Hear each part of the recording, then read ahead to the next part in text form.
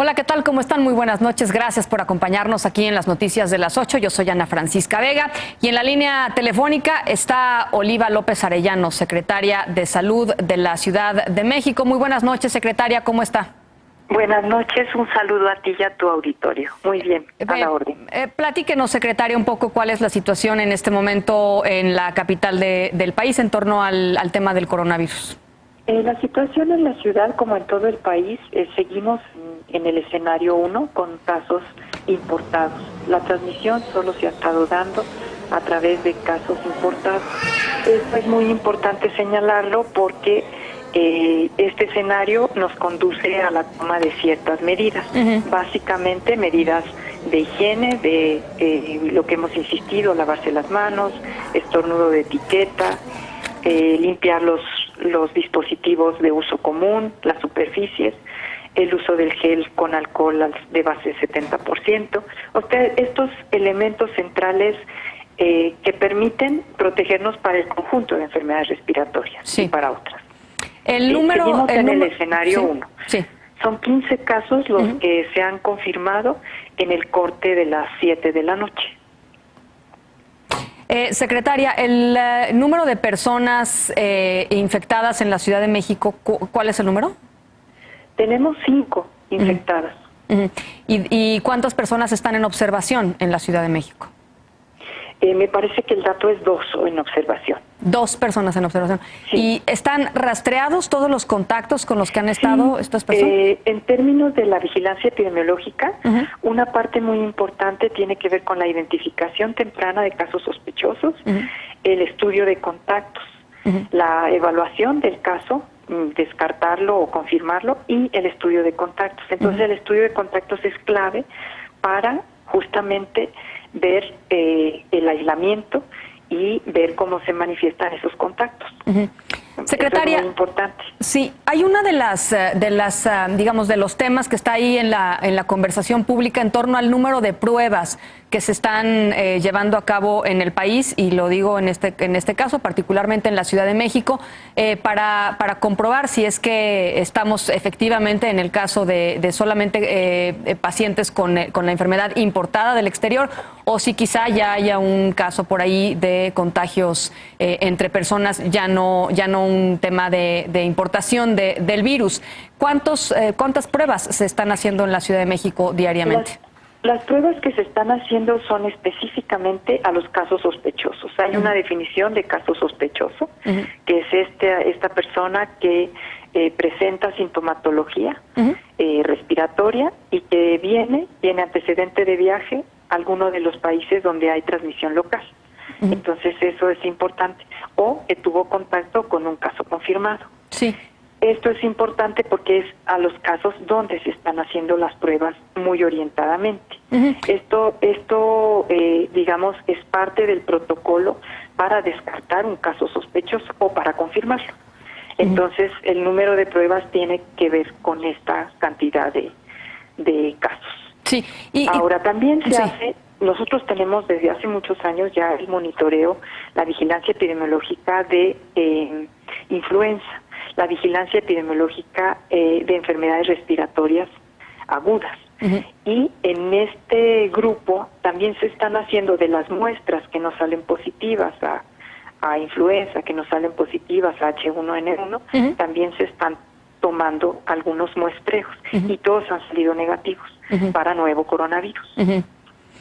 Porque una de las cosas que se ha comentado, algunos de los expertos médicos que han comentado este tema, hablan un poco de las experiencias internacionales, que creo que son las referencias más directas que tenemos en este momento. Nos llevan unas semanas de ventaja, digamos, algunos de los países. Por ejemplo, Corea ha decidido implementar un sistema de muestreo pues muy amplio, muy grande, y ha logrado contener el crecimiento de la epidemia, mientras que otros países que se tardaron en hacer este tipo de muestreo la consecuencia es muy evidente. El caso italiano es el más claro y el más ilustrativo de lo que podría suceder si se retrasan estas pruebas más generalizadas. Al respecto, ¿qué piensan ustedes? No, en realidad no tiene que ver con las pruebas, tiene que ver con el monitoreo de los casos sospechosos y el monitoreo de los casos importados en este primer escenario. O sea, no tiene que ver con las pruebas. Las pruebas las define cada país orientadamente cómo valora que es la mejor estrategia. Claro. En el caso, por ejemplo, de Corea, es una prueba masiva. Sí. Y está teniendo, con eso lo que hace es aumentar el denominador para su número de casos confirmados, y entonces aparentemente está controlando, pero en realidad tiene que ver con un artificio. Italia está concentrando sus pruebas en adultos mayores con neumonías, y entonces ahí, por ejemplo, ese puede ser parte del artificio. Sí, aunque sí hay una alta letalidad en adultos mayores con comorbilidades, puede ser parte del artificio de que tienen una muy alta letalidad. Entonces, en realidad las pruebas no son las que definen el comportamiento de la epidemia. Bien. Lo que define el comportamiento de la epidemia es el movimiento poblacional, la identificación temprana de casos sospechosos y confirmarlos o descartarlos, y el estudio de contactos. Eso es lo fundamental. Y para este momento nosotros tenemos escenario 1 con las consideraciones que ya se han planteado de escenario 1. Quiere decir que las actividades se continúan normalmente, nada más lo único que se hace es fortalecer todas las medidas de sanitización y de higiene.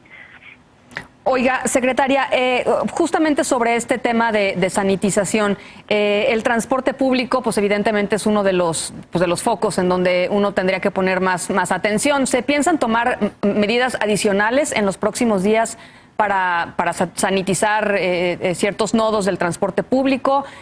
¿Cómo están pensando quizá en estos escenarios a algunos días posteriores? Sí, el transporte público tiene sus protocolos de limpieza, y desde luego para el escenario 1 se mantienen esos protocolos. Para el escenario 2 se intensifica esta sanitización, y para el escenario 3 también se intensifica. Entonces eso está planteado, está previsto, pero no se echa a andar hasta que se entra a ese escenario. Aquí lo que es muy importante es que el conjunto de medidas deben corresponder al escenario que tenemos. Bien. Que en este momento son casos importados. Si se empiezan a hacer otras medidas, lo único que conseguimos es agotar a la población, también tener efectos sobre la economía y la dinámica social, pero además no frenamos el contagio, porque no hay contagio de tercera y cuarta generación. Ahora, entonces, eventos masivos todavía en la Ciudad de México, el Vive Latino adelante, Sí, todo eso. Todavía no hay problema, porque estamos en este escenario 1. También es muy importante decir que nosotros estamos monitoreando y estamos muy atentos, y que en conjunto con la Secretaría de Salud del Gobierno de México, que está monitoreando la situación, trabajamos muy articuladamente todas las entidades federativas. En el momento en que haya una definición distinta de escenario, en ese momento implementamos el conjunto de medidas que se aplican para el escenario correspondiente. Muy bien. Oiga, ¿y qué me puede contar, secretaria, sobre el tema del sarampión en la Ciudad de México? Bueno, el sarampión es un brote asociado a unas personas en el reclusorio, y son 4 casos de niños que están confirmados, externos, y 6 personas dentro del reclusorio. Sí. De las 6 personas, 2 confirmadas por PCR. Lo que esto significa es que se tomaron rápidamente todas las medidas, se hicieron los cercos vacunales, para cada hice el estudio de contactos, por supuesto, y esto se ha dado un seguimiento puntual. Nada más para darle una idea, en el caso del reclusorio se vacunaron más de 8,000 personas, entre las reclusos, personal de custodios, personal médico, y en los cercos vacunales, pues el protocolo estándar es de el barrido en 25 manzanas en torno al caso confirmado de sarampión. ¿Les preocupa este tema de que en los últimos años se ha visto una disminución en las tasas de vacunación? Ayer dábamos justamente esa nota de pasar a casi un 100% de vacunación, ha ido disminuyendo mucho por esta tendencia antivacuna de algunas comunidades. ¿Eso les preocupa, secretaria? Claro que sí. Y nosotros identificamos que del 2010 al 2018 había venido una tendencia decreciente en la vacunación, y el año pasado, a pesar de que hubo momentos que tuvimos poca dotación de vacuna, hicimos un esfuerzo muy importante para revertir esta tendencia. Logramos frenar esa tendencia decreciente y empezamos a incrementar el porcentaje de vacunación, de cobertura. Sí. Entonces, para nosotros es clave. Ahora viene el 23 de marzo, inicia la Semana Nacional de Salud Pública, y invitamos a toda la población a completar sus esquemas, a vacunarse, a ir a los centros de salud con su cartilla para completar esquemas, para tener unas coberturas suficientes de vacunación que nos protejan a todos. Hay vacuna y entonces es muy importante utilizarla. Bueno, pues ahí está el mensaje. Oiga, y finalmente nada más para recordar a toda la gente que nos está escuchando, yo todavía veo a muchas personas en la calle saludándose de beso, de abrazo, quizá no lavándose las manos tan frecuentemente como se debería.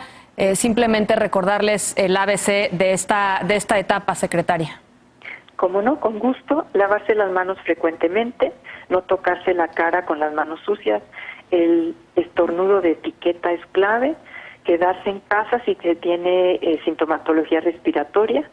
Ahí, en ese caso, es el único en el que sí está indicado el cubreboca para reducir el contagio en el aislamiento domiciliario, y el cuidador también vale la pena que lo utilice. Y el uso de gel también. Ahora, el saludo, en el escenario 1 todavía podemos saludarnos, pero todavía vale la pena ir entrenándonos para el saludo ya con cierta de lejitos. Distancia. Exacto. Oiga, y fíjese que este número 800 que dio la Administración Pública Federal para que la gente, si se siente mal, pueda llamar ahí, de pronto se ha visto saturado, es el 800-0044-800.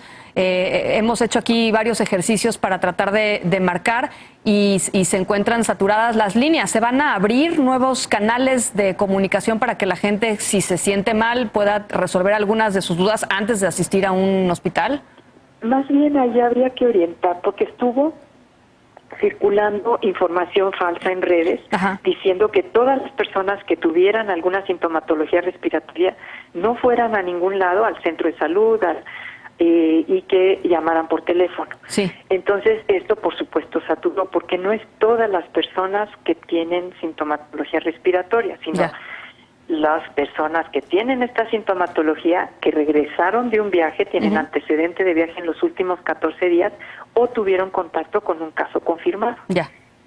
Entonces esa es la precisión, y si nos atenemos a esa definición, no saturamos la línea telefónica. Esa es la instrucción. Las personas que se sientan mal, que hayan viajado o que hayan tenido contacto con alguien que viajó, son las personas que se tienen que acercar al sistema sanitario. Exactamente. Bien, pues le agradezco mucho, secretaria, estos minutitos, la secretaria de Salud de la Ciudad de México, Olivia López Arellano, con esta información. Por cierto, José Luis Alomía acaba de declarar un nuevo caso de coronavirus del estado de Querétaro. Con esto serán ya 16 casos los confirmados con el COVID-19 en el país.